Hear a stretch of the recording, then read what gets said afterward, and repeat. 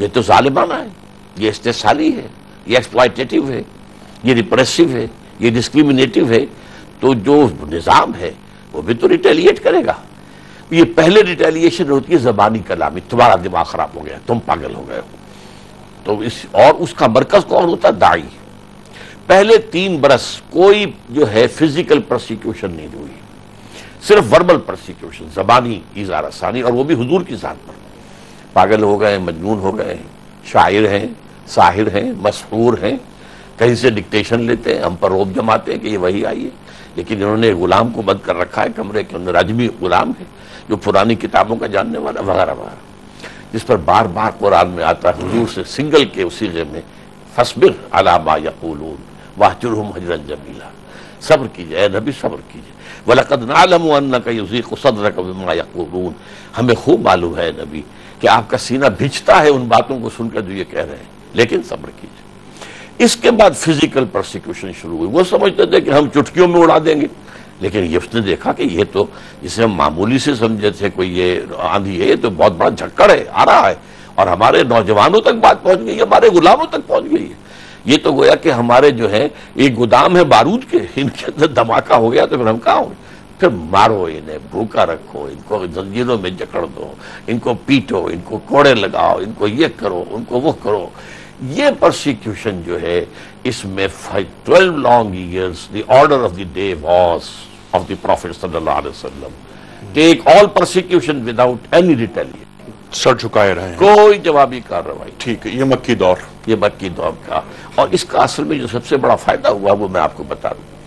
اگر ظاہر بات ہے کہ ریولوشنریز شروع میں تو ہوتے ہیں مختصر سے، وہ وائلنٹ ہو جائیں گے تو کچل دیے جائیں گے ان نو ٹائم، تو they have to buy time, انہیں وقت چاہیے، اور وہ اسی طریقے سے ہوتا ہے۔ اور اس کے علاوہ آخر جو عام لوگ ہیں وہ بھی انسان ہیں نا، ان میں یہ ہمت تو نہیں ہے کہ ابو جہل کے سامنے آ کر کھڑے ہو کر سینہ تان کر کوئی بات کر سکے، یا عقبہ ابن معیط کے سامنے آ جائے، لیکن جو سائلنٹ میجورٹی ہوتی ہے وہ بھی جو ہے وہ ڈیف تو نہیں ہوتی، ڈمب تو ہوتی ہے، ڈیف تو نہیں ہوتی، بلائنڈ تو نہیں ہوتی، اور ڈم بھی مجبوراً ہوتی ہے۔ اچھا اب وہ جو دیکھتے ہیں یہ بلال کو یہ سزا، اسے رگڑا جا رہا ہے زمین کے اوپر، گردن میں ڈال کر ایک رسی اور چھوکروں کے ہاتھ میں دے دیا کہ رگڑو اور کھینچو اسے گلیوں کے اندر، اور جس سے اس کا جو ہے پھٹ رہا ہے، خون نالا اڑ رہا ہے، اور پھر جا کر جو ہے دھوپ، کڑکتی دھوپ میں اوپر سے سورج آگ برسا رہا ہے، لٹا کر، اور ایک بڑی سی پتھر بھی جو ہے سینے پر رکھا۔ بھائی اس نے کوئی چوری کر دی تھی؟ کیا کیا تھا؟ اس کے باوجود وہ اشہد ان لا الہ الا اللہ کہہ رہا ہے۔ نہیں، وہ صرف احد، اشہد ان لا بھی کہنے کی ہمت ہی نہیں تھی۔ احد احد احد احد احد، منہ سے جھاگ نکل رہا ہے، بات کرنے کا یہ امکان نہیں ہے۔ احد احد، تو میں عرض کر رہا تھا کہ سوچا ہوں گا اس نے کہیں کوئی چوری کر لی تھی آقا کی، یا کہیں خدا نہ خواستہ آقا کی بیٹی کی عزت پر ہاتھ تو نہیں ڈال دیا تھا؟ What has he done? بارے میں کچھ نہیں کہتا، صرف یہ کہتا ہے کہ اللہ ایک اور محمد اس کے رسول۔ اب آپ اس کا اندازہ کیجئے اس کا اثر جنرل پبلک پر کیا ہو رہا ہے۔ ان کی ہمدردیاں ادھر آ رہی ہیں، اور جو دلوں کو فتح کر لے وہی فاتح زمانہ۔ وہ تو کچھ عرصے کے بعد میدان بدر میں جو 1000 آدمی گیا ہے، ان کے دل تو پہلے سے مفتوح تھے ان کی اکثریت کے، وہ جانتے تھے ہمارا بہترین آدمی تو ادھر کھڑا ہے محمد صلی اللہ علیہ وسلم، اور ہمارے بہترین جو چشم و چراغ ہیں ابو بکر اور عمر اور عثمان اور حمزہ، یہ تو ادھر کھڑے ہوئے رضی اللہ تعالیٰ عنہ۔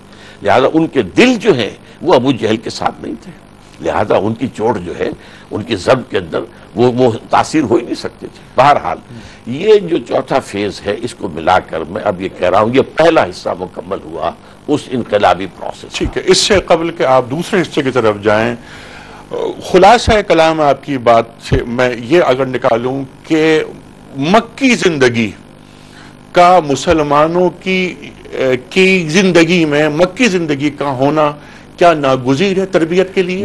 لازم ہے، لازم ہے، وہی تو بنیاد پڑتی ہے، وہی تو بنیاد پڑتی ہے۔ انسان وہاں بنے ہیں، پھر وہ انسان جو ہے وہ تصادم کے مرحلے میں سامنے آئے ہیں، لیکن پہلا کام تو وہ انسان سازی ہے۔ جی ہاں بالکل، اور سرکار دو عالم صلی اللہ علیہ وآلہ وسلم کی زندگی کا، حیات طیبہ کا اگر احاطہ، اس کے حوالے سے میں دو باتیں آپ سے اور عرض کروں۔ جی فرمائیے۔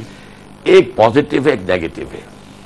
ٹوائنبی نے اس پر فقرہ چست کیا ہے، محمد failed as a prophet but succeeded as a statesman، کہ مکے والا محمد جو ہے چاہے وہ نبی تھا یا نہیں تھا وہ تو نہیں مانتے، لیکن نبیوں والا سا معاملہ نظر آتا ہے، وہی پریچنگ ہو رہی ہے اور وہی جو ہے گالیاں دینے والوں کو دعائیں دی جا رہی ہیں جو حضرت مسیح کرتے تھے، حضرت یحییٰ کرتے تھے، جان دی بیپٹسٹ اینڈ جیسس آف نازرت.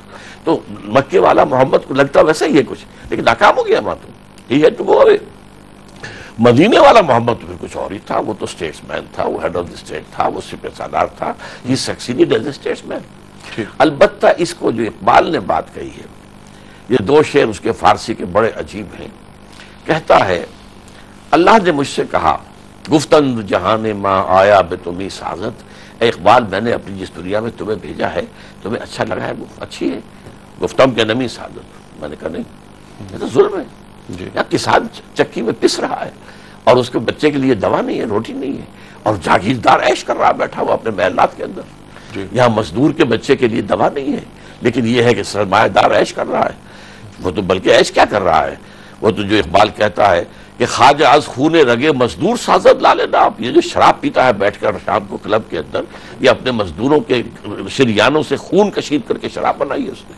مجھے پسند نہیں آیا. تو فرمایا اللہ نے برہم تو توڑ دو، توڑ دو. اب توڑو پھوڑو کیا؟ یہ دو مصرے ہیں.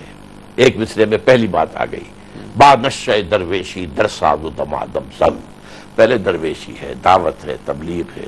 ظاہر بات ہے اس میں تو جا کر ہر مبلغ، ہر داعی بیگر ہوتا ہے. دیکھو میں تمہارے سامنے ایک پیغام لے کر آیا ہوں، میرے اس پیغام کو قبول کرو. دیکھو میرے اس کام میں میرے ساتھی بن جاؤ.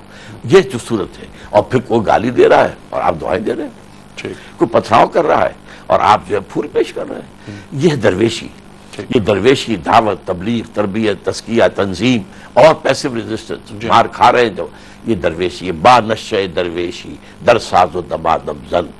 کیوں پختہ شوی، جب تیار ہو جاؤ، محتدبے لوگ تمہارے ساتھ آ گئے اور وہ من دھن لگانے کے لیے آمادہ ہیں، جانیں قربان کرنے کو تیار ہیں، ڈسپلن کے خوگر ہو گئے ہیں، لسن اینڈ اوبے کی عادت ہو چکی ہے، سب اطاعت کے خوگر ہو چکے ہیں. اب آؤ اور ٹکرا جاؤ.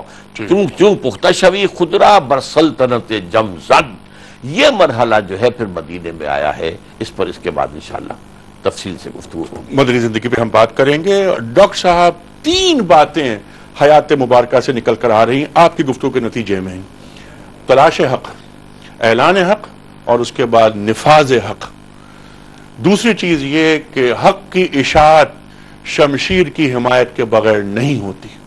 ابھی اس گفتگو میں ہم ابھی آئے نہیں، یعنی ٹکرانے کی بات جو آپ نے کی، ٹکرانے کی بات، یعنی اب یہ کہ ستیزہ کار رہا ہے ازل سے تا امروز، چراغ مصطفی سے شرار بولا. ابھی ایک کال لے لیتے ہیں. جی السلام علیکم. السلام علیکم. شاید کال ڈراپ. انیک صاحب السلام علیکم. لاہور سے کرنل عابد ہوں. ہم آپ کے مشکور ہیں جناب، بہت شکریہ. آپ خوبصورت عالموں کو بلا کے ہماری علم کے لیے ہمیں روشنی عطا کرتے رہتے ہیں. آپ کا بہت شکریہ. میں کل سے سن رہا ہوں یہ جو زوال کی وجہ ہے انفرادی اور اجتماعی طور پہ، چونکہ ہم نہ صادق رہے ہیں نہ امیر رہے ہیں، اس کی بجائے جھوٹے اور منافق ہو گئے ہیں اور خائن ہو گئے ہیں، جو